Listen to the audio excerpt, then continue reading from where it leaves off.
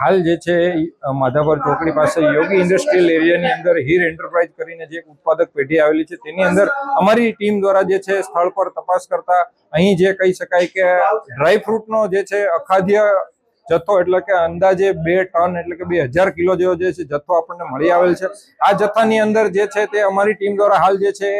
Sample લેવાની કાર્યવાહી હાથ ધરવામાં આવી રહી છે અને ત્યારબાદ જે છે તેમનો સ્થળ પર નાશ કરવાનો પણ જે છે તેમની પણ કાર્યવાહી અમારા વિભાગ દ્વારા કરવામાં આવશે। અને હાલ આપ જોઈ શકો છો કે આ બદામ જે છે તેનું જે છે કતરણ કરી અને જે છે તેનું પેકિંગ કરીને રાજકોટ નજીકના આજુબાજુના નાના મોટા જિલ્લા તાલુકાની અંદર જે છે તેમનું ડિસ્ટ્રીબ્યુશનનું કામ કરવામાં આવી રહ્યું હતું। અને હાલ